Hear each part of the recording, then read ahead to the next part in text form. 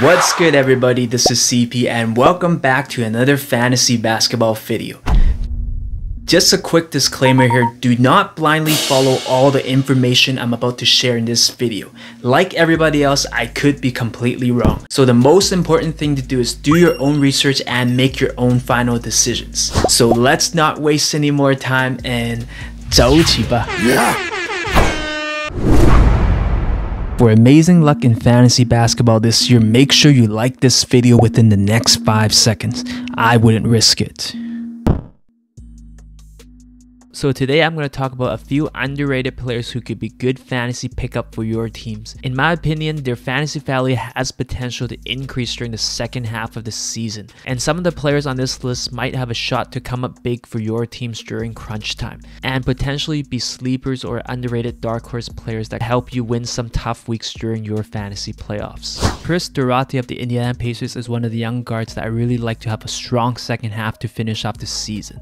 If you didn't hear about it, it sounds like the Indiana Pacers are looking to blow things up, and there's a good chance that they're going to trade away a few of their key pieces. So in my opinion, if they move out a big name like Domantas Sabonis or even Miles Turner, then this only really opens up the opportunity for younger players to step in there and have a much bigger usage during the second half of the season. And if you look at their roster at the guard position, they don't have too many young players in the rotation besides Duarte. So in my opinion, he might be pushed to the forefront as Indiana might give him the second half to showcase his skills and see what kind of upside he has. So far this season, he has been hovering around the top 150 to 160 mark in most standard 12 category leagues. And Duarte, over the last month, he's averaging 27 minutes a game along with 13 points, 1.7 triples, 3.9 rebounds, and just around 1 steal per game. So overall, those stats are not bad at all, and as a low-end guard, he actually gives you some pretty good stats. Assuming that a high usage player like Sabonis gets moved out, then I can definitely see Duarte's field goal attempts per game along with points per game and triples go up. So before the Pacers make any big trades, I would say that Duarte is a pretty good buy low player right now, and if those big stars get moved out, then I wouldn't be surprised to see him being one of the biggest risers in the second half of your fantasy seasons.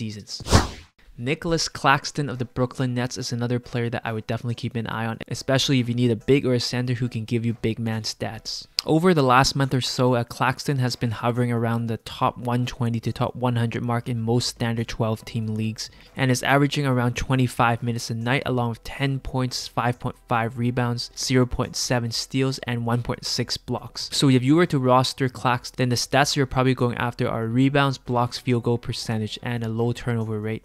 Now at the center position, the Brooklyn Nets aren't the deepest team and they're actually pretty old. If you look at those names, he's actually really only competing with LaMarcus Aldridge for minutes.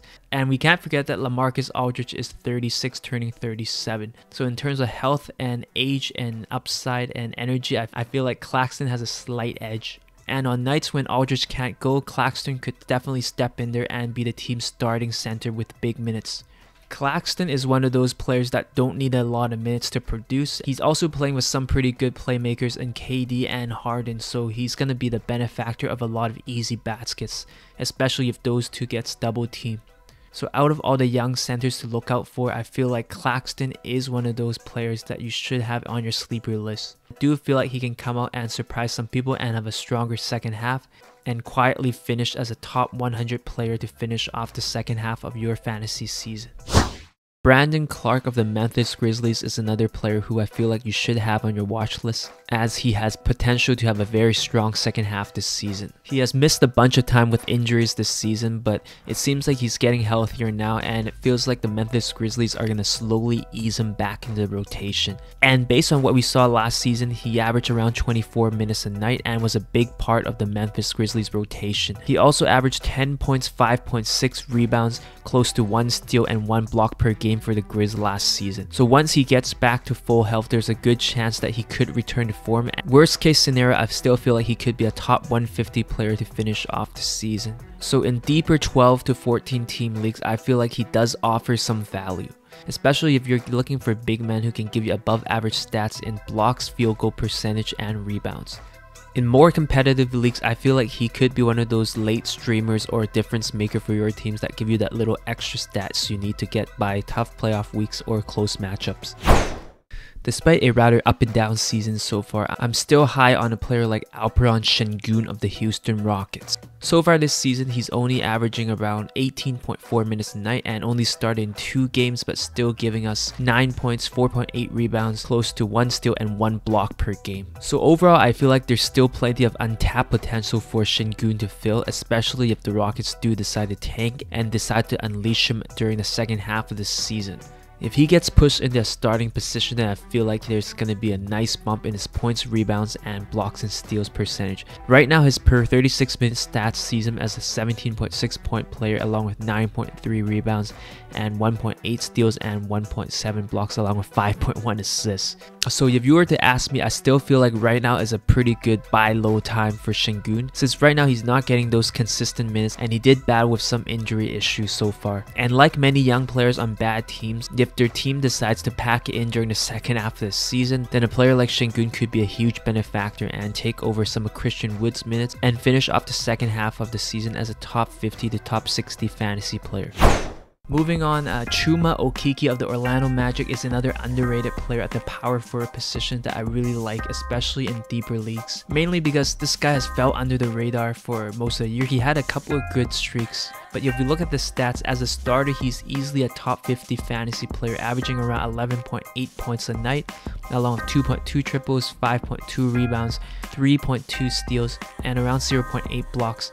So in short, he's one of those versatile fantasy players that can give you pretty good stats in at least 4 to 5 categories. And if you look at his stat lines, he reminds me of a poor man's Giannis Antetokounmpo in some ways. Based on the standings right now, it doesn't look like the Orlando Magic is going to make the or are going to be that close. So if I had to guess, I feel like they're going to take away the minutes of their starters, especially later on in the season, and give their young players like Franz Wagner and possibly Chuma Okeke some more playing time. Right now, he's not owned in that many leagues, but if you remember last year, Okeke really came on during the second half of the season, especially during the fantasy playoffs, and he actually helped me win a couple of leagues, mainly because of his elite ability to steal the ball and block shots. And as a bonus, he's actually a pretty good shooter from behind the line. So if you have an extra roster spot, or if you're looking for a flyer to fill the last few spots of your roster, then I feel like Chuma Okeke could be that guy for you. Donte DiVincenzo of the Milwaukee Bucks is another player who's coming back from injury, and I feel like he could be one of those second half players that could surprise some people. Last season, DiVincenzo was a pretty consistent player for most of the season, giving owners around 5.8 rebounds, 3.1 assists, and 1.1 steals along with 2 triples per game. Obviously, the Bucks are a pretty deep team with a lot of choices in their rotation, but overall, I feel like once DiVincenzo is in full health, they're going to use him as much as they can, especially for his defense and his versatility to play off the ball. He's not a must roster player by any means, but for a guard, he gives you above average stats for rebounds and is also quite reliable to give you around 1 triple and 1 steal per game, along with some assists as well. On nights when the Bucks decide to rest their big guns like Giannis and Jrue Holiday, I feel like DiVincenzo can take over and give you some nice stat lines. So overall, if he peaks at the right time, he could be one of those flyers that puts you over the top during the playoffs.